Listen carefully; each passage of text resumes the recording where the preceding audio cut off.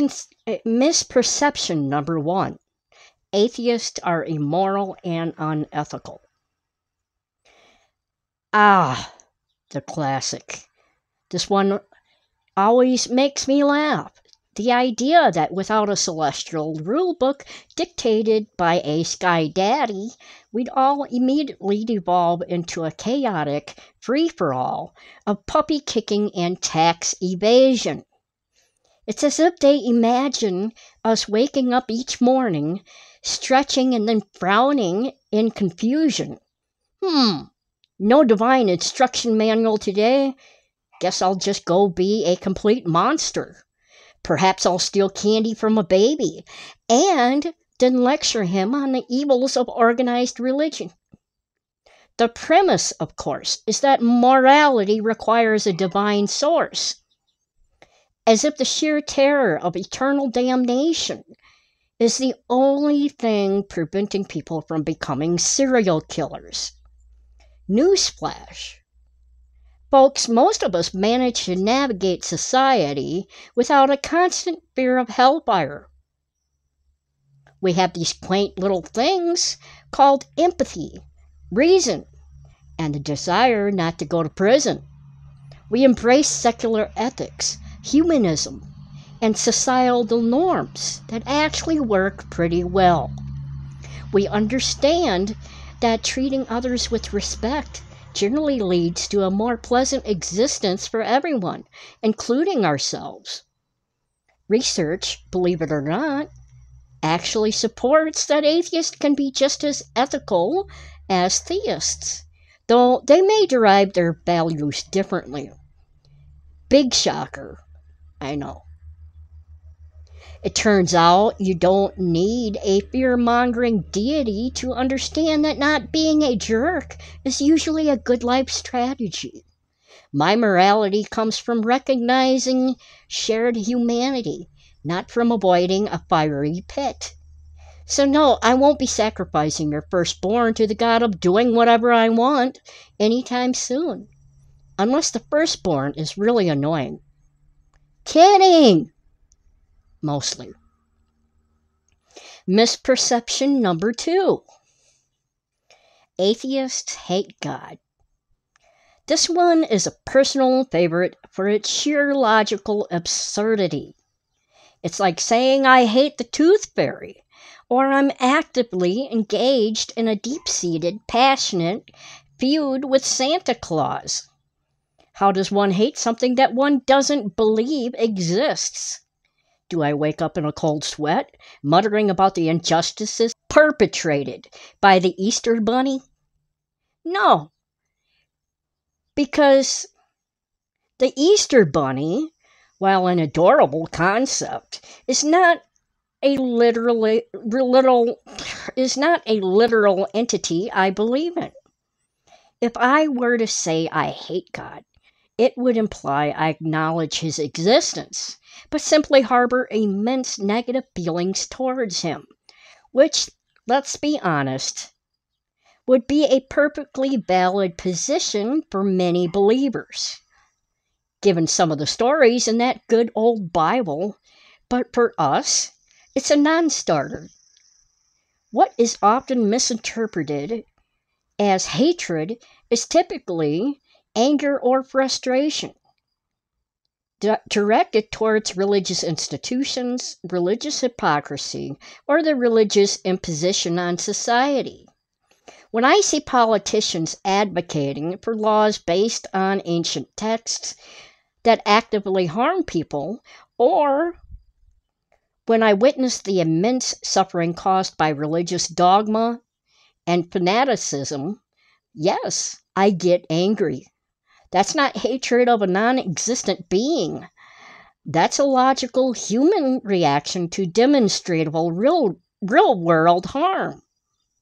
I simply don't believe God is there. It's a bit like being accused of cheating on a test you didn't even know existed. But how? Misperception number 3. Atheists are angry, bitter, or rebellious. The classic psychological projection. This implies that our non-belief isn't a result of philosophical reasoning, critical inquiry, or, just thinking about things. Oh no, it must stem from some deep, dark personal trauma, or a defiant, angsty rebellion against authority figures. Clearly, we're just petulant teenagers kicking against the pricks of divine wisdom. Perhaps we didn't get that pony we prayed for as a child. Or maybe our Sunday school teacher gave us a stern look once. The possibilities for our profound bitterness are endless. Here's a revolutionary thought. Perhaps some ex-Christians turned atheists simply find the arguments for a deity unconvincing. Perhaps we've read the holy books, considered the theological propositions, and concluded, quite calmly, that they don't hold up. Maybe it was a process of thoughtful deconstruction, not a fit of pique. Now, don't get me wrong, some of us are angry, but that anger often stems from the societal prejudice we face, the condescension, or again, the real-world harm inflicted in the name of religion. But to assume our entire worldview is built on a foundation of bitterness rather than intellectual honesty, that's just insulting. It's like saying a scientist pursuing a cure for a disease is just angry at germs. No, they're just trying to solve a problem.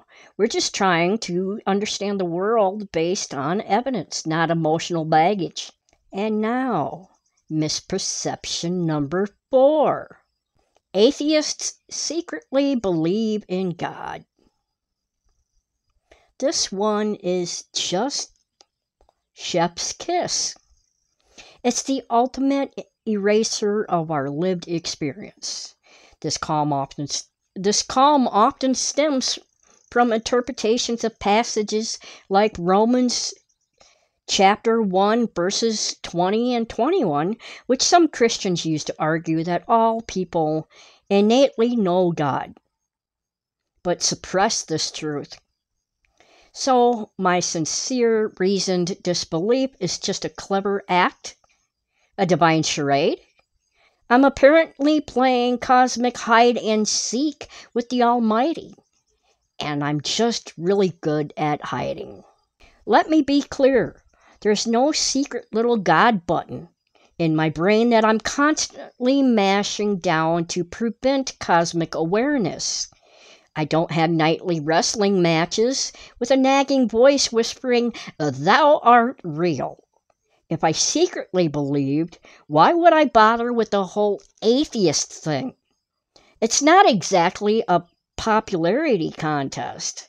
Unless, of course, the secret belief is so deeply buried that even I don't know about it. In which case, God is playing a very elaborate prank on me. And frankly, I'm starting to think he's got a twisted sense of humor. This isn't a matter of suppression. It's a matter of conviction based on available evidence, or rather the lack thereof. We're not in denial, folks. We're just not convinced. It's truly mind-boggling how some people can deny the sincerity of atheistic belief, preferring instead to believe we're all just extraordinarily committed method actors in the grand play of secularism. Misperception number 5. Atheists worship science or themselves. Yes. My daily ritual of bowing before my microscope, chanting logarithms, and sacrificing a perfectly good beaker of distilled water to the altar of empiricism. And then, after my science worship, I spend hours gazing lovingly into a mirror, admiring my own magnificent atheistic ego. Because naturally, if you don't worship a traditional deity, you must be worshiping something else, right? There's no room for simple appreciation, curiosity, or a healthy sense of self-worth. Equating atheism with scientism, the belief that science is the only source of knowledge, or narcissism is such a delightful oversimplification. While many atheists appreciate and value the scientific method as a tool for understanding the universe, very few worship it. Science is a process, a methodology, not a deity. And as for worshiping ourselves, while a healthy dose of self-respect is certainly beneficial, it doesn't equate to narcissism, nor is it exclusive to atheists. Atheism simply means a lack of belief in a god or gods. It doesn't prescribe a worldview, an ethical code, or a specific set of interests. Many secular worldviews are nuanced, humble, and deeply communally oriented.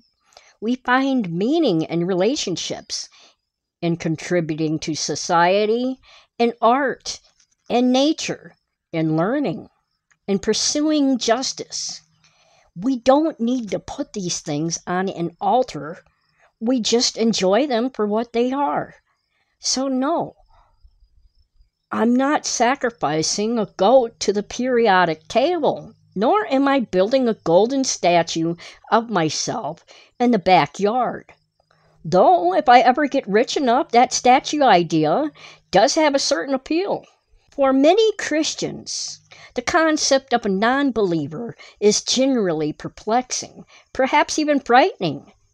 It challenges deeply held worldviews, but instead of engaging with actual atheists and asking genuine questions, it seems far easier to construct these bizarre straw man arguments, these cartoonish caricatures that bear little resemblance to reality.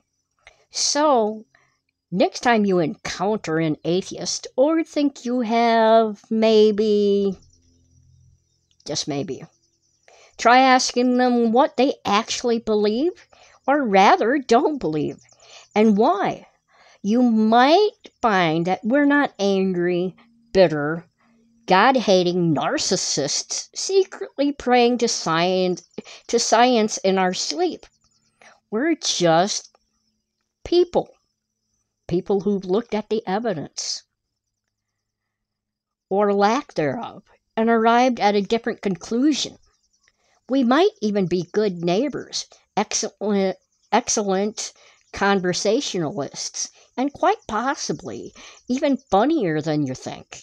And who knows, maybe we can even share a laugh about the tooth fairy. This is Kim McPhail of the Kim McPhail Podcast, and welcome to part 2 of today's episode.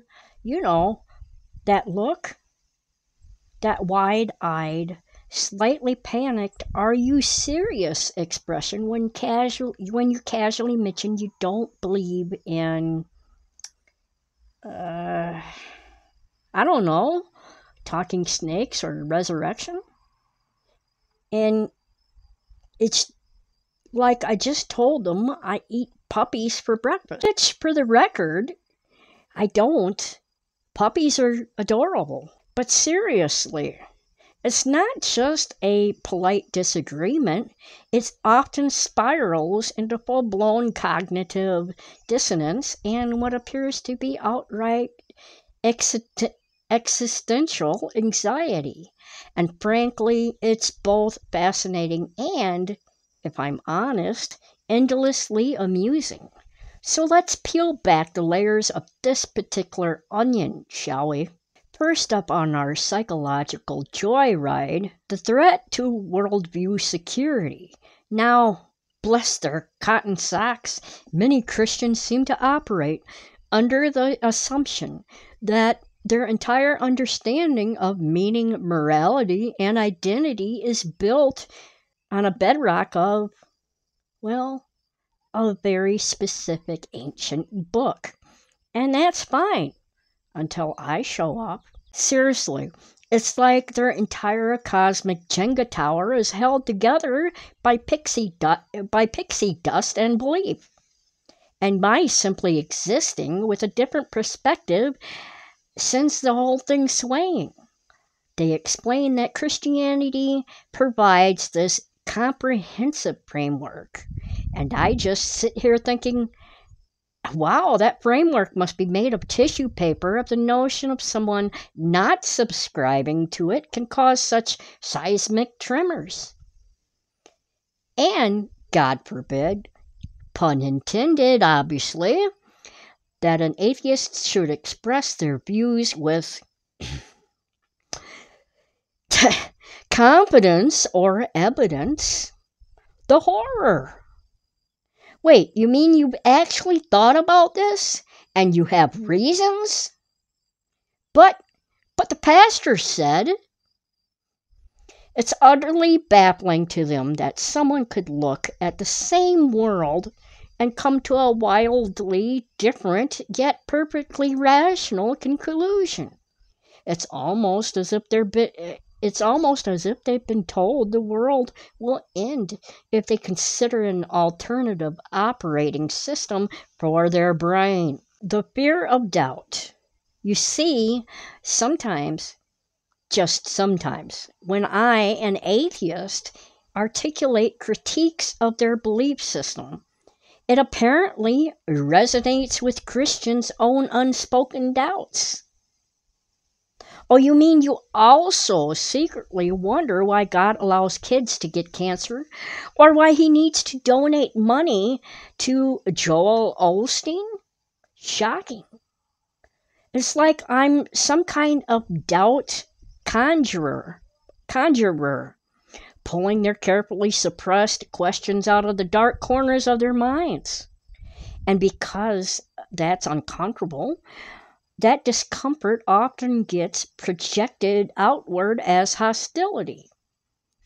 So my mere presence, a living, breathing embodiment of the questions they're not allowed to ask themselves, becomes an immediate threat. It's never, maybe this person has a point. It's always, you're going to hell and taking my quiet anxieties with you. I'm just here trying to enjoy my life, not be your personal spiritual therapist / scapegoat. Salvation anxiety. This is particularly rampant among my evangelical pals. They generally seem to believe that I'm hurling towards an eternity of fiery torment. And they're somehow personally responsible for my perceived lack of eternal fire insurance. My heart goes out to them. Truly, imagine living with such crippling, vicarious fear.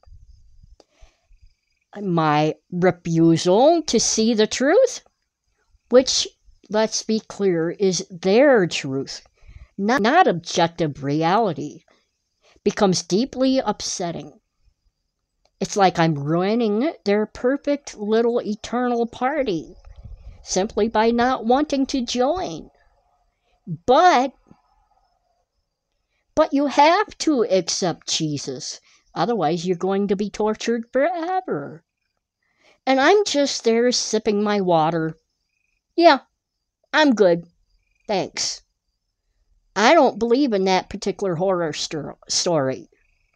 The sheer panic in their eyes is both genuinely sad and, again, quite hilarious. It's like watching someone hyperventilate because you politely declined a free multi-level marketing scheme. Finally, we hit the good old tribalism and in-group, out-group dynamics. According to social identity theory, which, shocker, applies to religious groups too, seeing non-believers like me as part of an out-group really enhances group cohesion. So basically, I'm the designated other, the boogeyman, the ultimate external threat that brings the faithful closer together. You're welcome, evangelicals. I'm single-handedly responsible for your tighter community bonds, apparently. This, of course, reinforces suspicion and intolerance of the other. It's like they've erected a giant invisible fence around their belief system. And anyone outside it is automatically radioactive. Never mind that I might be a perfectly nice neighbor who helps you carry your groceries. No, I'm the atheist, and that means I must be inherently suspicious, probably morally bankrupt, and definitely trying to steal their children's souls. Spoilers? I just want to talk about literally anything else. Like, isn't the weather nice? So there you have it. The secret's out. My existence as a rational, non-believing human being is apparently a complex psychological trigger for some Christians. It's not about convincing me. It's about managing their own internal discomfort. I'm just a mirror reflecting their own unspoken doubts. The inconvenient truth that their framework might not be universally applicable. The person who politely declines their eternal fear-mongering, and the designated other that helps them feel more united. Honestly, it's exhausting being so profoundly misinterpreted. But hey, if my mere existence helps them feel more cohesive and terrified of an imaginary hell, then I guess I'm just doing my part to keep the world interesting. So next time you encounter an atheist and you feel that familiar pang of dread or anger, just remember, it's not me, it's you. And maybe, just maybe, take a deep breath and realize we're not actually trying to steal your eternal soul. We just don't believe you have one. We are on to part 3 of this episode. Again, this is Kim McPhail of the Kim McPhail Podcast. And so let's get with it here. Most Christians swing wildly between trying to convert us with the earnestness of a puppy with a new squeaky toy and trying to silence us like we're a particularly annoying doorbell chime that just won't stop. And honestly, it's often hilarious. The Great Commission, as stated in Matthew chapter 28, verse 19, for those not in the know, it's essentially Jesus saying, "Go forth and make disciples of all the nations." And Christians, bless their cotton socks, interpret this as a divine, absolutely non-negotiable obligation. It's not just polite outreach. You see, it's a moral duty to save us poor lost souls. From what exactly? Well, from eternal damnation, obviously. Even though we don't believe in damnation or even eternity in that sense. It's like someone bursting into your house screaming about a burning building when you're just making toast. "I'm saving you," they cry, as you stare blankly at your perfectly untoasted bread. They generally believe they're rescuing us from a faith worse than, well, whatever they imagine atheists do on Sundays. Probably just sleep in and enjoy a quiet brunch. The humor here lies in sheer futility. You can't save someone who doesn't believe they're drowning, especially when there's no water. It's a bit like offering a vegan a triple bacon cheeseburger because you believe it'll save them from kale deficiency. Their hearts are in a place, I suppose, just not the place where my actual existing, non-damned soul resides. Next up, we have the idea that atheism is eroding moral values and our precious cultural heritage. This one always makes me chuckle. My moral values, last I checked, are derived from a desire not to be an asshole, having empathy, and the understanding that if I punch someone, they'll probably punch me back. No eternal fiery pit necessary to convince me of that. In societies historically dominated by Christianity, a vocal atheist isn't just someone who disagrees. They're a threat. We're like the tiny crack in the magnificent stained glass window of their worldview, and they worry if enough of us show up, the whole thing might just fall down. Silencing us, therefore, isn't about hate, it's about preserving order. My existence apparently causes chaos. My quiet enjoyment of a godless Sunday morning is, in their eyes, akin to me running through the streets with a megaphone shouting, "There's no Santa." And guess what else? It's not about us being immoral.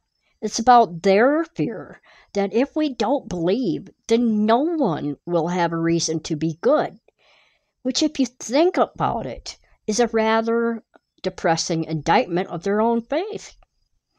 Now here's where things get really fascinating. A vocal atheist doesn't just challenge belief. We challenge communal norms. My lack of belief is like a glitch in their matrix, and they just want to patch it out. Christians, particularly in evangelicals, thrive on a shared narrative, a communal story of salvation and redemption. My polite, rational, "Nope, not for me, thanks," is about as welcome as a spoiler for a movie everyone else is still halfway through. It's not enough for them to believe. Everyone around them must, at least outwardly, participate in the belief.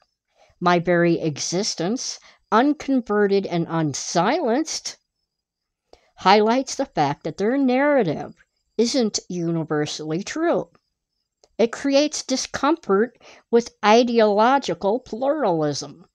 They want a neat, tidy world where everyone agrees on the divine blueprint. And here I come, just existing, minding my own business, and inadvertently shouting, "Hey, this blueprint has some serious design flaws, and I brought a flashlight." It's not that I'm trying to make them doubt. It's that my mere presence makes them feel doubt. And that, my friends, they just can't abide. Studies apparently suggest that even passive exposure to atheistic ideas can induce spiritual doubt, logic and reason spreading like a highly infectious yet remarkably polite virus. My ability to explain why I don't believe in leprechauns, then apply to that same critical thinking to deities, is seen as a threat.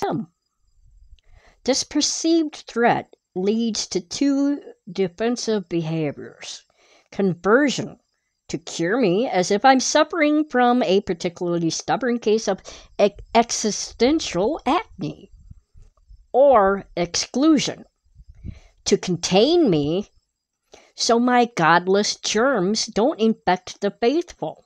If you spend too much time around someone who doesn't believe that the sun is pulled across the sky by a giant ham sandwich, you might start asking questions about the ham sandwich itself. And then where would we be? A world full of people asking uncomfortable questions? So there you have it, from divine mandates to the fear of a critical thought pandemic. Christians try to convert or silence us for reasons that, when you really break them down, are less about us and more about them. It's about their discomfort, their narrative, their perceived duties, and their very understandable, if misplaced, fear of a world without their particular brand of divine oversight. My advice? The next time a well-meaning or not so well-meaning Christian tries to save your godless soul, just remember, it's not you. It's their deeply uncomfortable, yet hilariously misguided need to contain your infectious logic. And maybe, just maybe, offer them a slice of that perfectly untoasted bread, and they might need a distraction. What do you think? Have you experienced these attempts? Let me know in the comments below, and don't forget to like, subscribe, and share this episode with anyone who needs a good laugh and a dose of reality. Until next time, stay skeptical, stay sarcastic, and stay wonderfully unsaved.